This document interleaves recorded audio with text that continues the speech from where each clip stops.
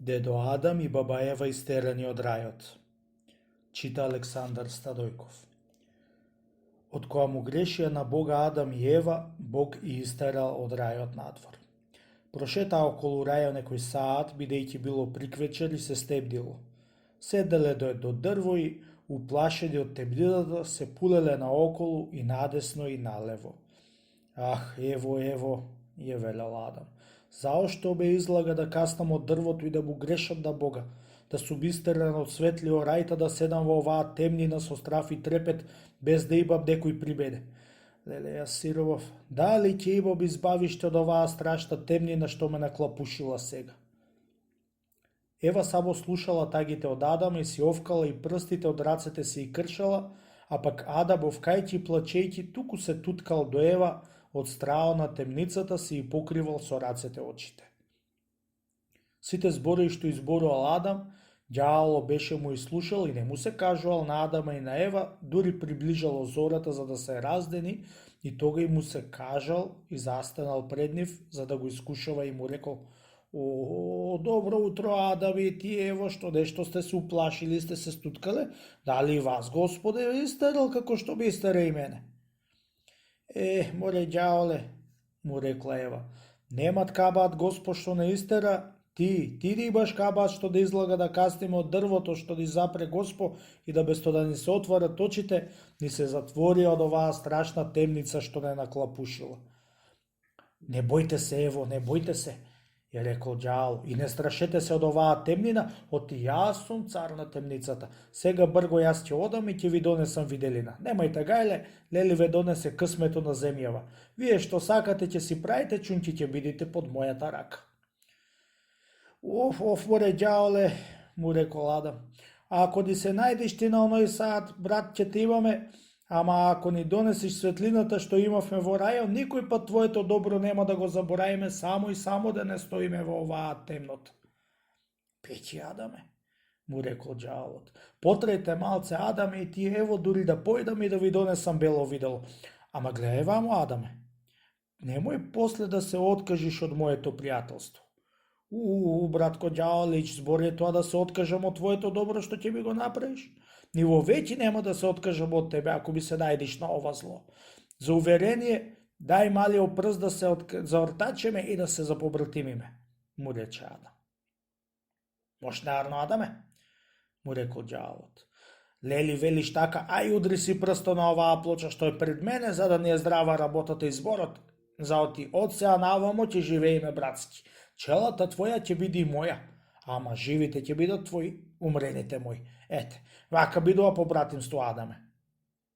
Која е чул тие збори дедо Адам од итриот ѓавол, се сврти од кај жената си Ева и ја рече: Што велиш ти, Ево, али да удрам прсто на плочава што ја покажува побратимов за деца што ќе ни се раѓаат, живите да бидат наши, а пак умрените да се на ѓаволо?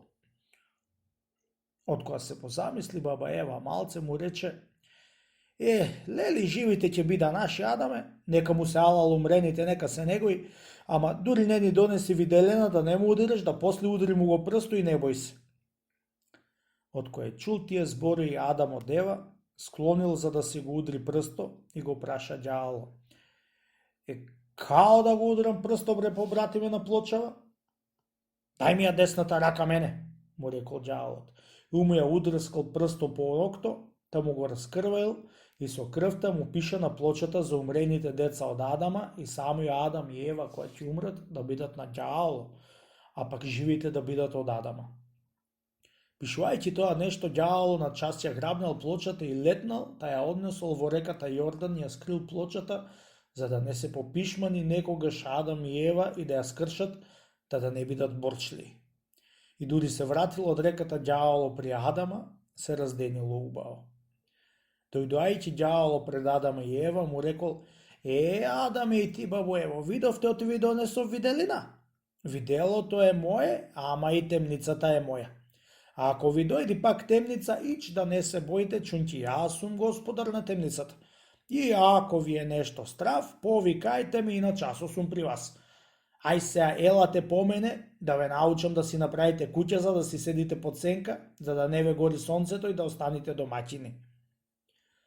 Станаа Адам и Ева и тргнала по ѓаволо, за да и научи куќа да си направат.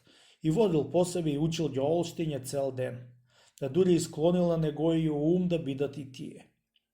Близу приквечери натерал да соберат суи дрва и научил да си направат една колиба. И ја направија колибата и од која му благодарија на сатаната си седнаа внатре. Ете така, Адаме, седете си внатре и ич не бојте се, дури сум жив јас.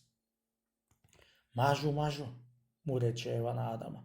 Ако не беше ѓаволот да не научи да си направиме куќа, за големо чудо така ќе си умревме на поле. Така си Ево, страдна мајка на слепога сина, кој што паѓа в море и за змија се фаќа. И така дедо ни Адам и баба Ева, од кај што беа чеда на Бога живаго, се сторија чеда на ѓаволот со челат и пречелат, се продадоа на ѓаволот со потпис. Ете, што рекле стари, една грешка, вечна мака. Од тој ден веќе Адам и Ева се со ѓаволот си живееја, при се што многу му беше жал за рајот и го изгубија. Ама беше си дале запис за да биде од ѓаволот, тики никако не можеа да се исчепат, дури не му се нажали на Бога за тој да ја избави од сатаната. Умирајќи Адам и Ева, душите му појдоа во вечна мака при ѓаволот, и сите луѓе, внуци и превнуци Адамови што умираа, да дури дојде Ристос, сите во вечна влегуваа при сатаната. Дојдувајќи Ристос на земјата и знаејќи од Адам има даено записна плоча на ѓаволот, искриена во река Јордан, која појде да се крсти од Јоана, беше застанал на неа со нозете и го избришал потписот од дедо Адама. И кога воскреснал Ристос, отишол во вечната мака. Едно го виделе ѓаволите, невиден бис беа се сториле. И го изваде Адама и Ева и сето потекло човечко од вечната мака. Само еден човек останал во вечна, чунки тој не ќел да излези од му било страм од Риста, дека многу му грешил на земјата која бил Ристос. Сега една друга приказна. Кога го истерал Господ Адама од рај, го благословил со пот на лицето да се рани, ама да ја работи земјата. Така бидејќи си направил Адам орала и почнал да ја ора земјата. Со прво излегување на орање и еве му го ѓаволот пред него. Што сакаш да правиш, бре Адаме? Го прашал ѓаволот. Сакам да орам, пријателе, и да сеам жито за да јадам, чунки така ме благослови Господ која ме истера, му рекол Адам на ѓаволот. Со пот на лицето да си го вадиш лебо, ми рече. Ама туа кај што сакаш да ораш, Адаме, земјата е моја, да не те оставам за бадијала да ораш. Слушајќи тие збори, Адам од ѓаволот си дигна оралот и отиде на друго место да орат, ама и таму му се препречил сатаната и не го оставал да ора. Неколку дни исто не го оставаше ѓаволот Адама да ора, дури не му падна Адам на Аман. Аман, бре, побратиме, оти не ме оставаш да си изорам, да си посеам и да се ранам. Моја стока е земјата, затоа не те оставам, Адаме.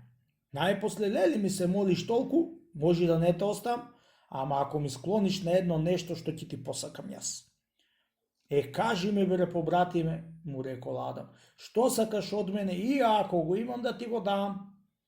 Сакам да ми ги даиш децата твои, што ќе ти умираат да се мој и живите да се твој. Ете, тоа сакам и ако ми даиш, кај сакаш, оре ти дозволувам.